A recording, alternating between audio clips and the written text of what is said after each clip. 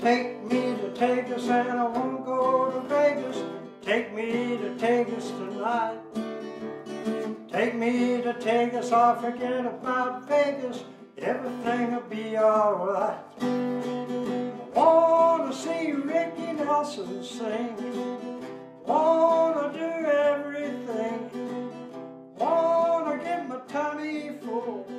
Wanna ride that bucket bull. The end of an era came to an end when the famous Tagus Ranch sign was taken down on January the 5th, 2015.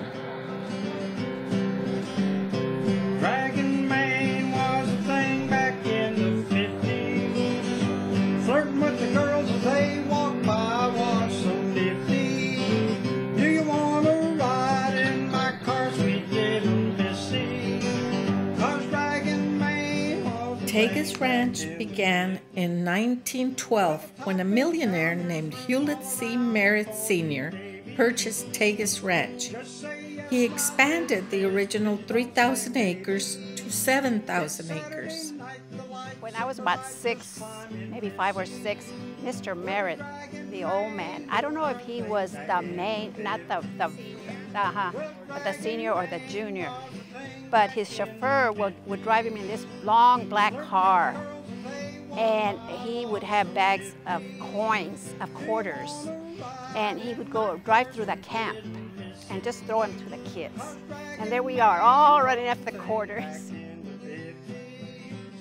In 1918, his son, Hewlett Clinton Merritt Jr., also known as Clint, assumed the management of Tagus Ranch. The family established an estate in Tulare called the Oaks.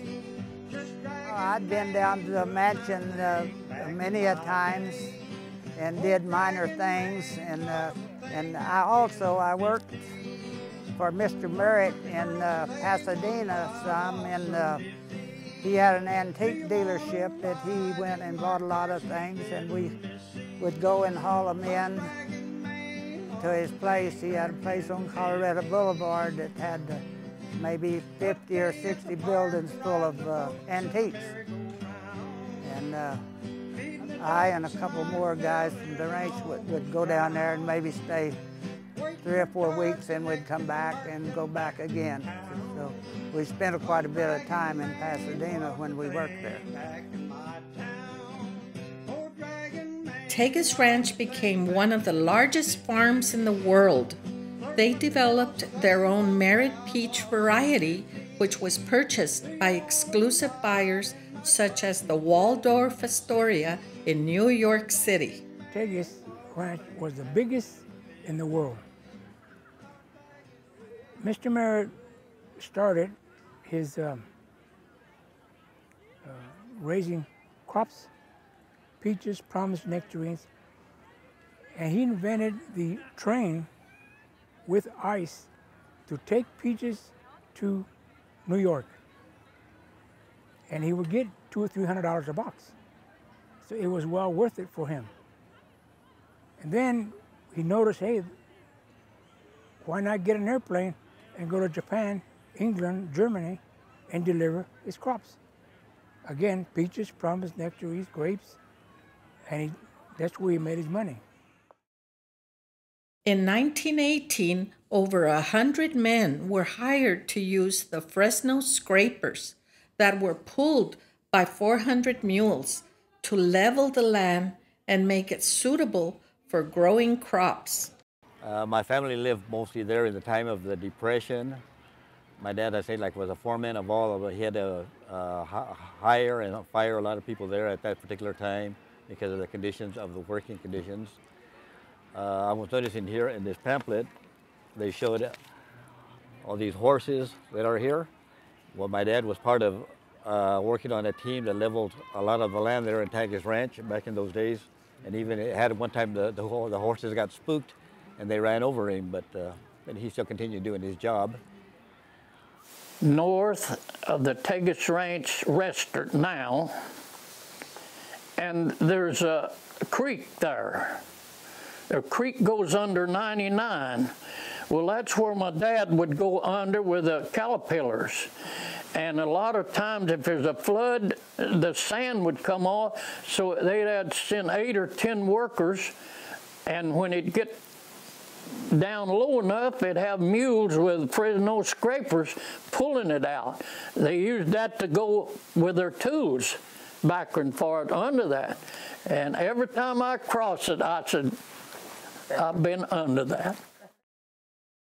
On its 7,000 acres, Tagus Ranch grew peaches, plums, apricots, grapes, strawberries, blackberries, boysenberries, nectarines, prunes, sugar beets, melons, castor beans, corn, grapes, alfalfa, corn, and many other crops.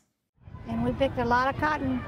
Me and Mike Miranda were the two big cotton pickers. Mike Miranda, and he's the one that he always beat me by something. But we were 11 kids, and from my house I was the one that picked the most. Me and my brother David. But we all picked the cotton though. We all. Do you remember anybody complaining about the pay or strikes? No, we were only getting 3 cents a pound. 3 cents. 3 cents a pound, so to us it was okay. We were richer here than we were in New Mexico, so we didn't complain about nothing. We just worked. Whatever my dad wanted us to do, we did. And we gave all the money to my father. In 1925, 2 schools were built at Tagus Ranch. One was for the American children and the other for Mexican children.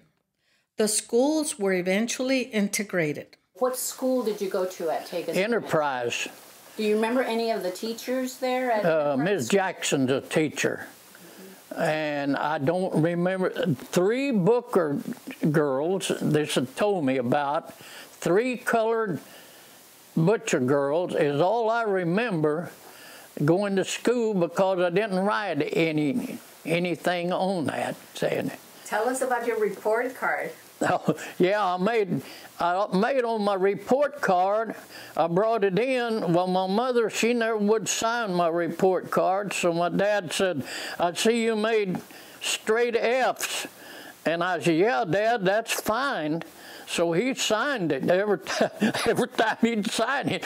Well, at the end of the year, it says, James Mitchell, you are detained back in the 1st grade. The first graduation from the 8th grade was held in 1928. The last 8th grade class to graduate from the Tagus Ranch School was in 1955. Former students remember many activities and Miss Armour as principal and disciplinarian of the school. Oh, it was fun. It was nice. Is it one classroom or something? There was about 3 classes in each room. So, there was a combined class. And did you speak English or Spanish at home? Well, when we first started school, it was Spanish, and then learned English, because I remember they didn't want us to speak Spanish in school, and but that's how we started, speaking Spanish, and then learned English. And how did the kids from the different cultures get along? I think that we all got along real good. We did.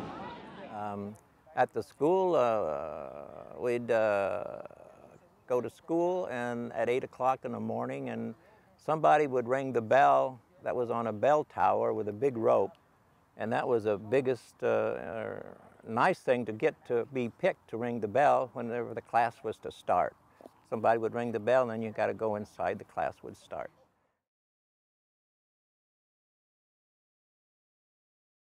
Tagus Ranch provided housing for all of its permanent and seasonal employees.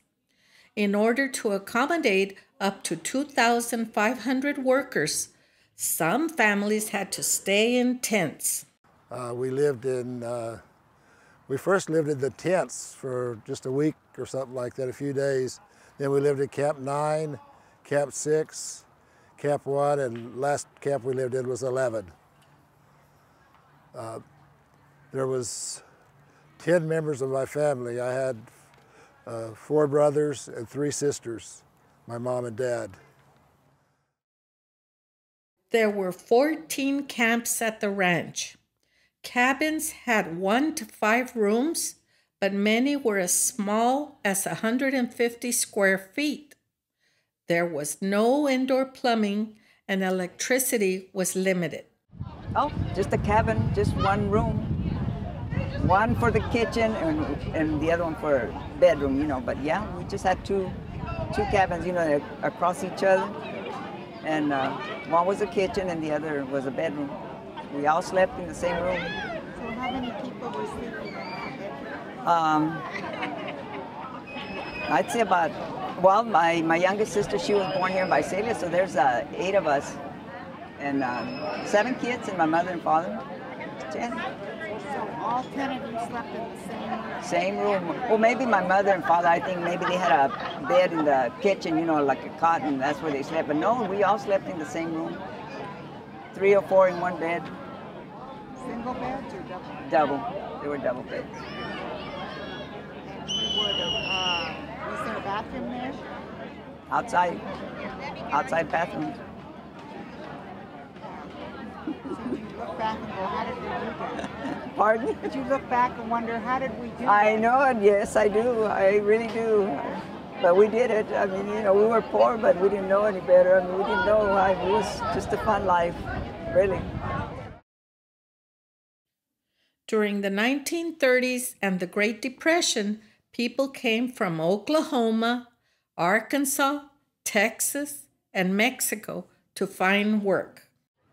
Well, like I said before, I think it was a good place to come and work and kind of get on your feet. You know, a lot of the people came from Oklahoma and Arkansas and stuff through the Dust Bowl type deal, and there wasn't no work down there, and so it was a good place to work and raise a family. I have good memories at Tagus Ranch. Well, you know, there's my great-grandmother who also came over in the 1930s. She had a saying, and the saying was that the Okies came to California, took it over, and never fired a shot. I always remembered that, but the reality is there's a certain element of truth to that. They contributed so much to the state just through hard work and perseverance, and I think that's the legacy.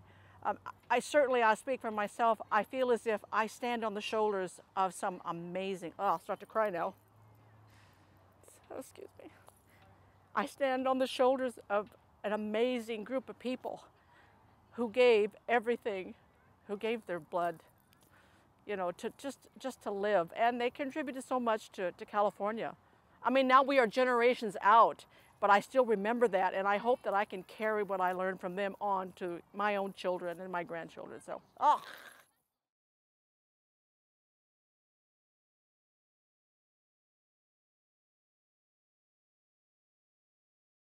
The ranch grew to include 500 buildings, including a general store, a post office, carpenter shop, machine shop, barber shop, cotton gin, fruit stand, gas station, an administration office, 2 cafes, a restaurant, a bar, a motel, a bank, a church, and a cemetery. Now, when you worked at Tagus, how did they pay you in script? No.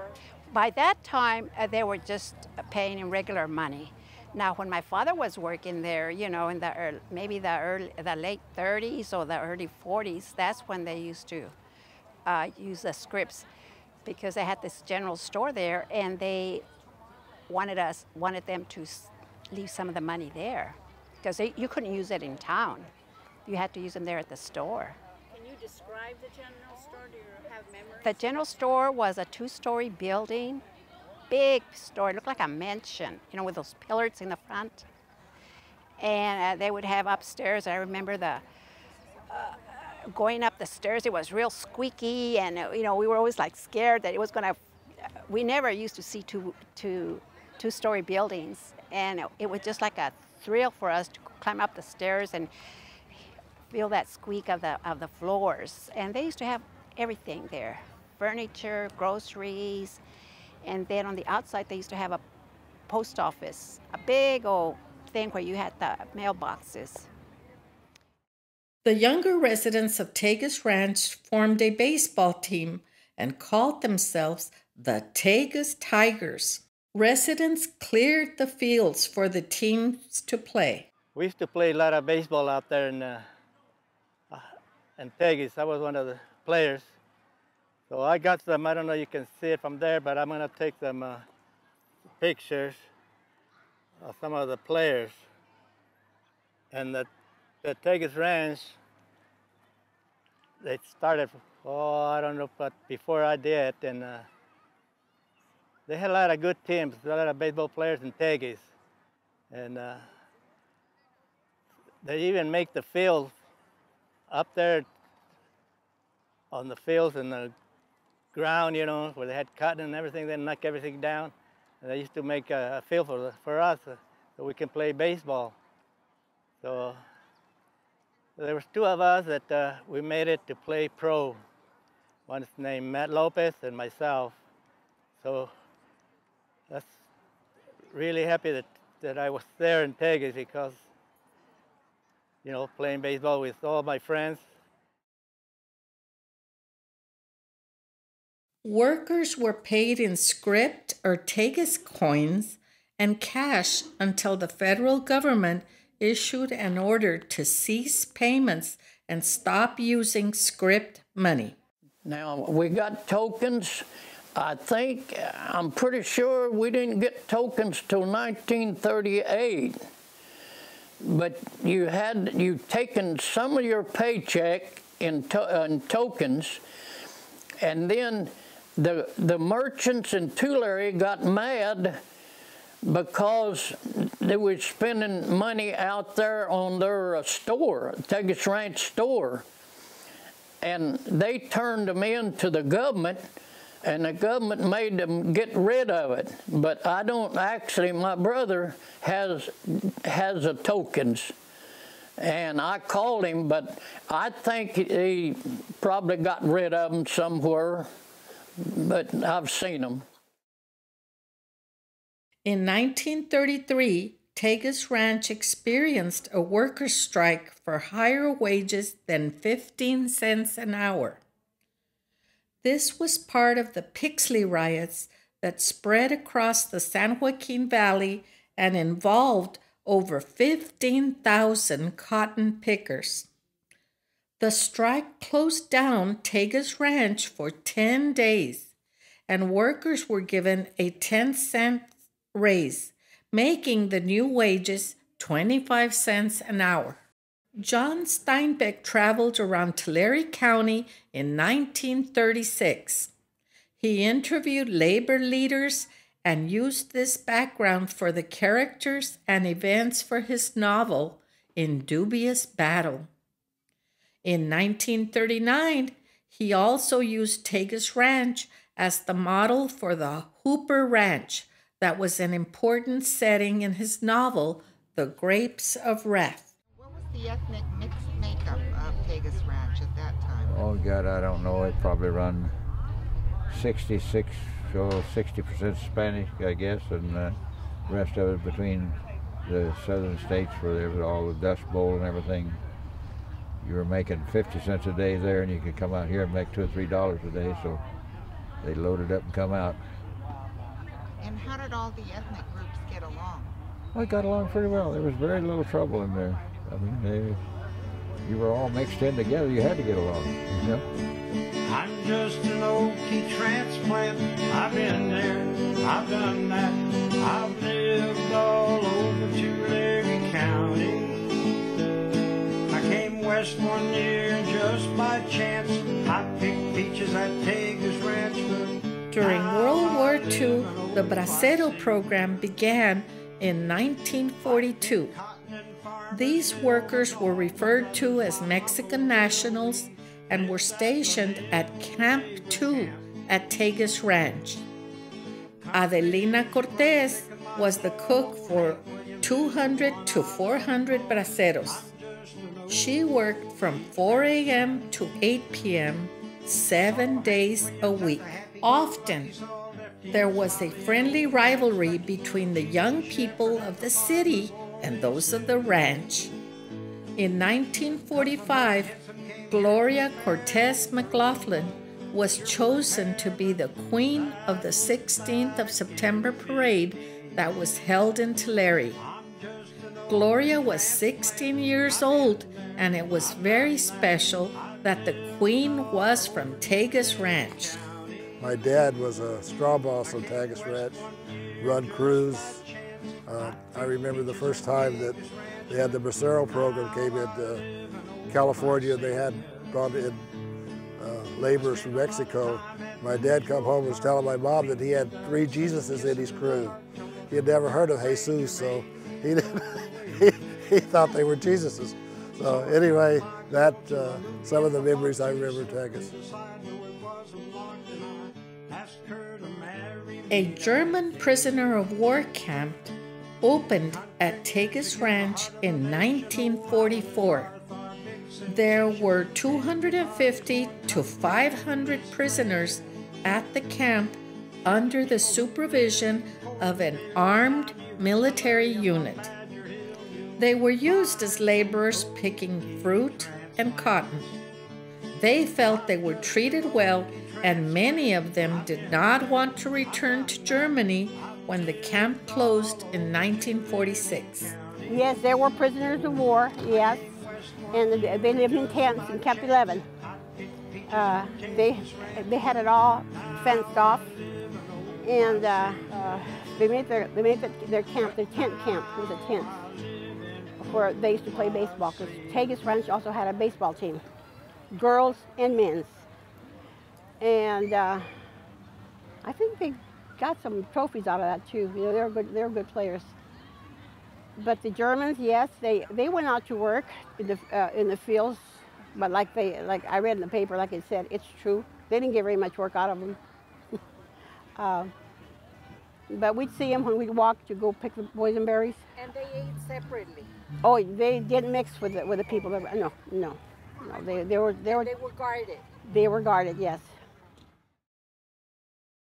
In 1955, there was a huge flood at Tagus Ranch. In some areas, the water was shoulder high. Now, by 1955, Grandma had moved off. She was just a stone's throw from Tagus Ranch. But I remember her she left her home and she had my cousin on her neck. The water was up to my grandmother's neck.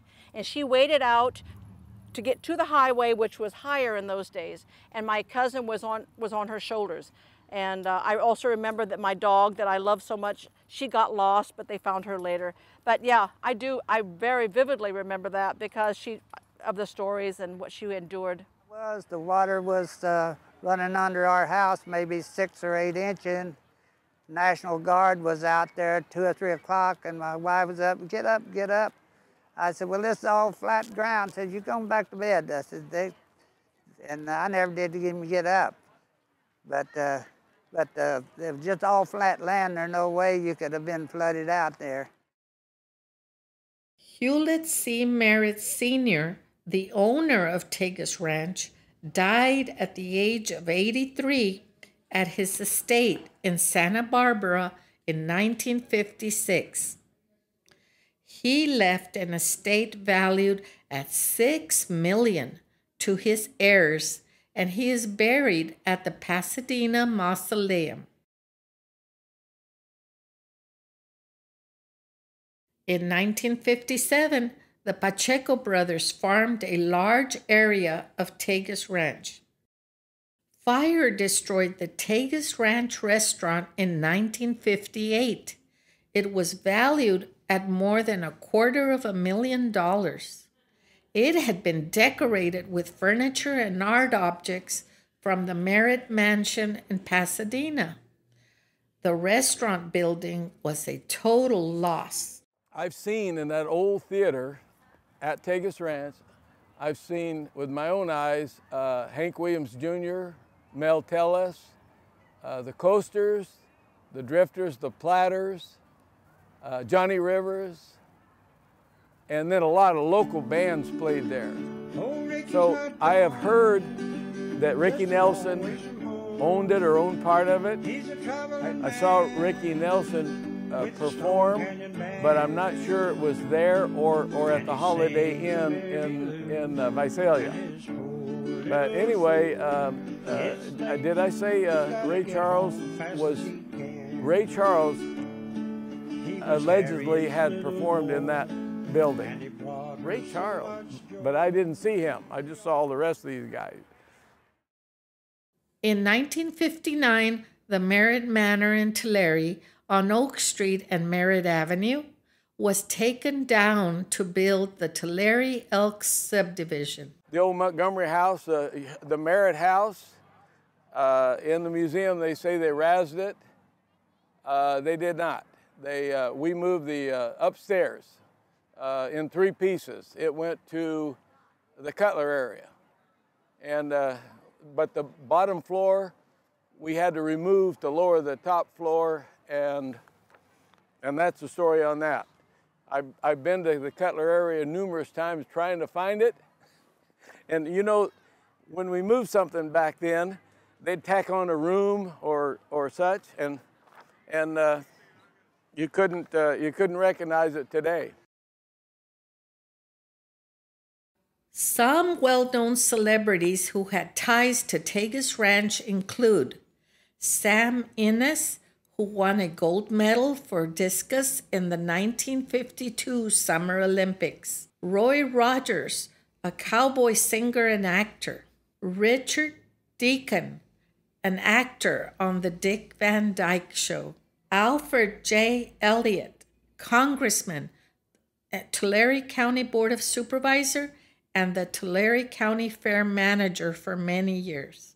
Glenn Ford, actor. He was a frequent customer of the Tagus fruit stand.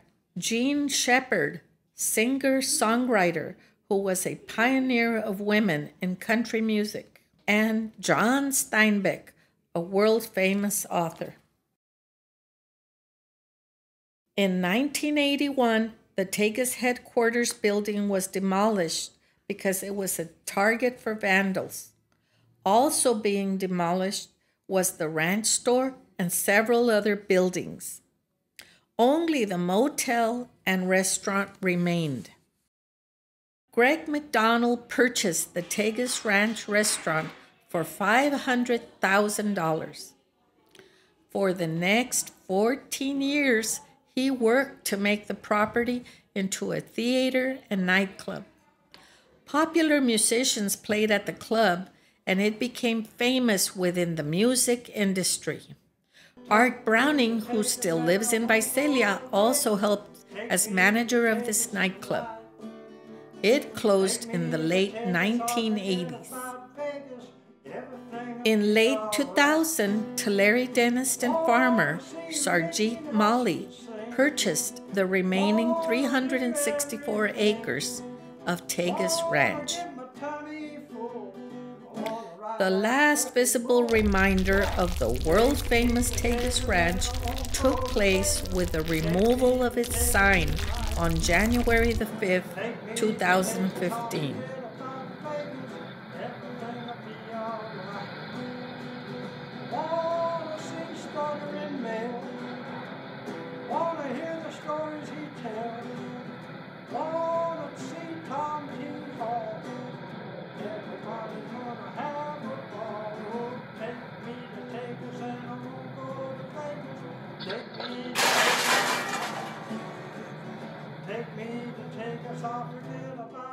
Former Tagus Ranch residents mention that the one thing they remember is that the ranch was like one big family. The people at Tagus Ranch created lasting memories. Reunions are held every few years for former residents and their families and friends. It is hoped that these reunions continue for future generations. Take me to Tagus and I won't go to Vegas. Take me to Tagus tonight. Take me to Tagus, I'll forget about Vegas. Everything'll be alright. Wanna see Ricky Nelson sing. Wanna do everything. Wanna get my tummy full. I wanna ride that bucking bull. Yeah.